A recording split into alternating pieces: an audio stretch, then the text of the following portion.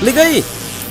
Ligou? Mas é pra ligar onde? Na verdade, é claro! Ah, é? Tem que ser ligado na verdade! Ligado na verdade!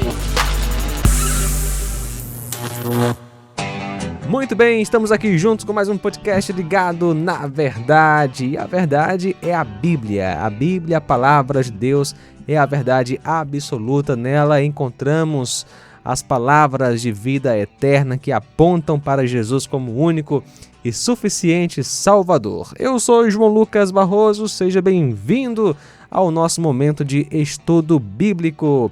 Leandro Lemos, direto de Maracanaú, conosco. Seja bem-vindo pela primeira vez aqui no nosso podcast Ligado na Verdade. Obrigado, João Lucas. Prazer enorme estar com vocês aí da rádio. Deus nos abençoe conforme a sua vontade. Me chamo Leandro Lemos, como o João Lucas comentou. Sou casado com a Natália Rayane. A nossa família, eu e minha esposa, temos 2 filhos. Minha filha mais velha, de 7 anos, que é a Mia Arielle. E o nosso filho, caçula, ele tem 1 ano. Então, essa é a nossa família, somos aqui de Maracanaú e frequentamos a Igreja Batista do Jereissati, aqui mesmo na localidade. E servimos a Deus como missionário integral na missão de Deus, como plantadores de igreja. Tamo junto, no Ligado na Verdade! Muito bom, o assunto de hoje tem a ver com missões. Só que não vamos falar do filme Missão Impossível. Missionário. Você que está nos ouvindo, você sabe o que é um missionário? O que é ser missionário? Será que é somente aquele que vai para outro país para compartilhar o evangelho? Vamos aprender hoje com o Leandro. Leandro, explica pra gente, de acordo com a Bíblia, o que é ser missionário. Vamos lá, o que é ser um missionário? Até o século XVI ali, tinha-se a ideia e a premissa que não existia esse termo missões envolvendo a igreja em si, ali como um evento, algo da igreja, para mobilizar de fato irmãos a pregar o evangelho. Quando o assunto missão era mencionado em reuniões envolvendo os crentes, a igreja em si, até ali por volta do século XVI, era subentendido que eles estariam participando da missão de Deus. Existe até um livro chamado Missio Dei, que está traduzido no Brasil, que é a missão de Deus, que trabalha de forma bem explicada essa questão da missão de Deus e traz esse contexto. E a igreja ela participava da missão de Deus, por isso não existia o termo missões em si, ou eventos missionários, nesse sentido de mobilizar, porque era subentendido pela igreja que eles foram salvos e precisavam participar da missão de Deus, por gratidão a Deus, pelo que Deus tem feito na vida da humanidade em si, mediante a sua graça.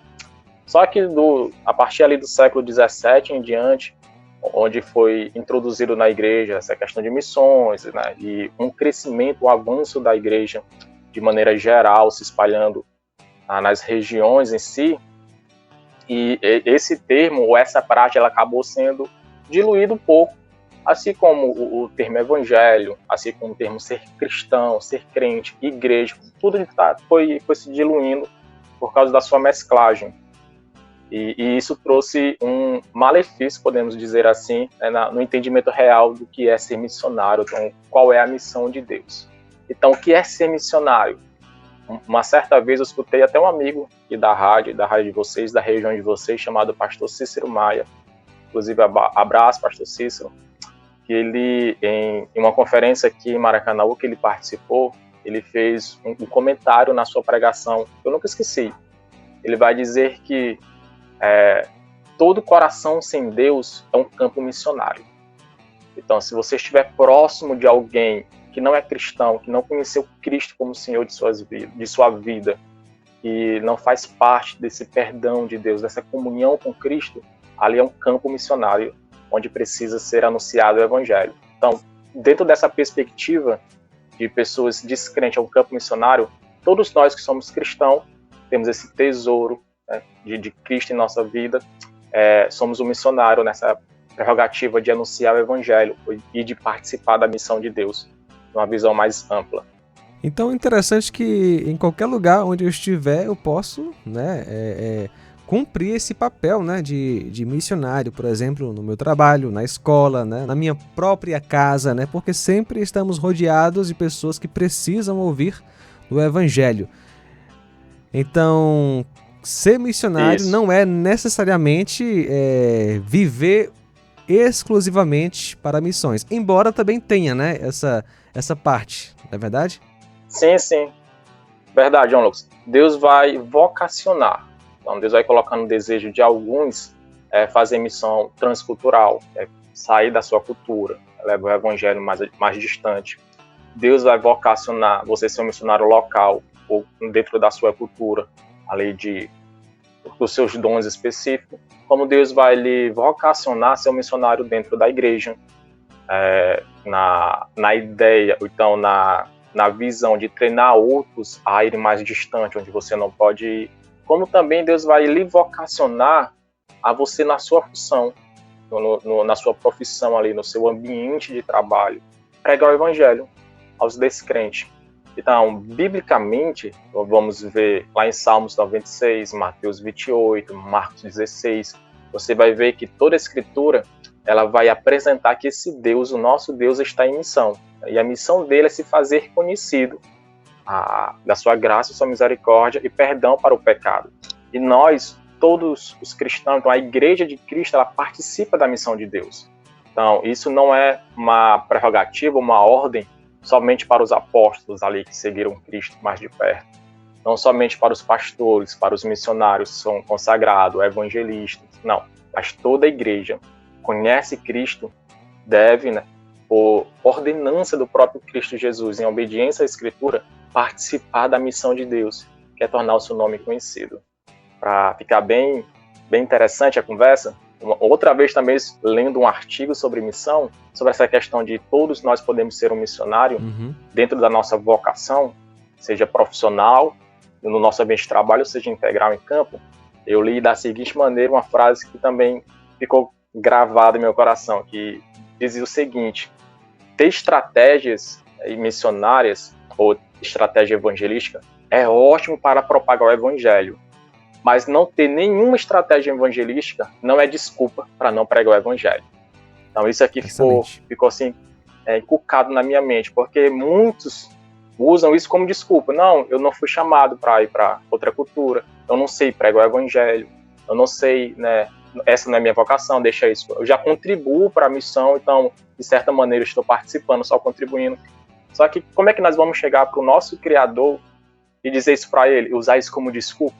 Então, não é desculpa nenhuma de não pregar o evangelho, porque essa foi uma ordenança que o próprio Cristo deixou para a igreja, dentro da nossa vocação, dentro da nossa capacidade, dentro do nosso jeito de ser, de trabalhar, onde nós estamos inseridos. É interessante observar, Leandro, que algumas pessoas afirmam que sentem o desejo de pregar o evangelho em outros países, né, de serem missionários, mas na igreja local não faz nada, não se envolve com as missões. Não, eu quero pregar na China, quero pregar lá na África, mas hoje, agora, não fala de Jesus para a família, não fala de Jesus para os amigos. Enfim, aí há uma incoerência muito grande, não é verdade?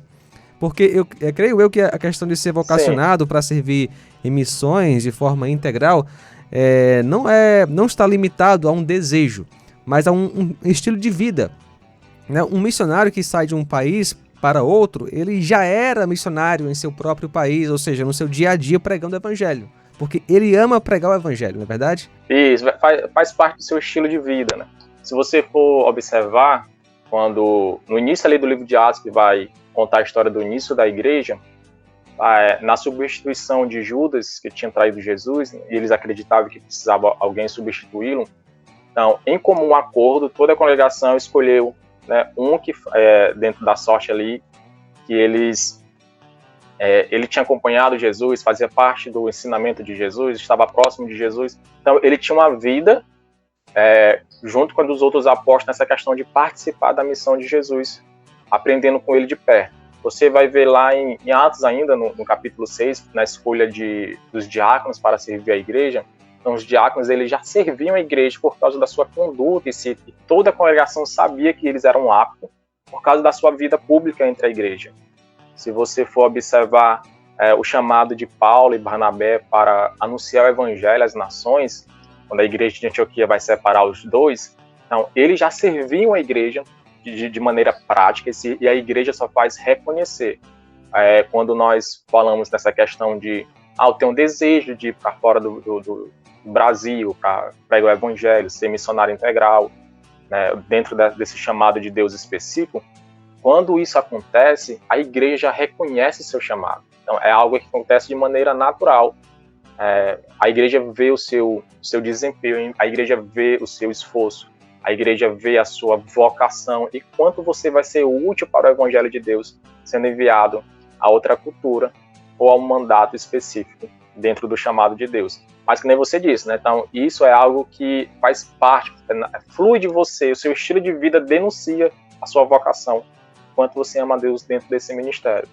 Porque o que acontece também, João Lucas, por isso que há essa distorção, esse desentendimento sobre a missão de Deus, sobre ser um missionário, é porque, por causa do acréscimo do meio evangélico, de modo geral, no Brasil, vamos falar do nosso contexto, e houve-se essa diluição do entendimento correto do que é ser um missionário, e muitos missionários eles vão por prazer, ou por prazer não, por lazer, melhor dizendo, eles vão por querer participar de uma aventura, ou então o que acontece, que eu já presenciei, que eu já escutei, uma pessoa sofre um choque, ele perdeu o namorado, fica aquele ressentimento dentro, não consegue mais viver na igreja, no mesmo ambiente que o namorado está, que o ex-namorado está. Esse foi um contexto que eu presenciei. Não quer mais estar na cidade que o mesmo ex-namorado está, por causa que está se batendo na rua. Então, preferiu ir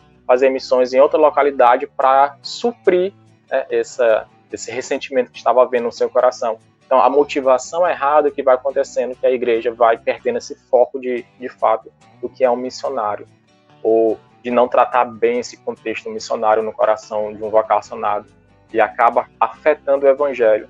A pessoa que vai e a pessoa que acaba escutando um mau evangelho por causa da ida errada, então do momento errado em si. Muito bom, então para a gente encerrar, uma palavra aí final para aquele que está agora nos ouvindo, para o cristão.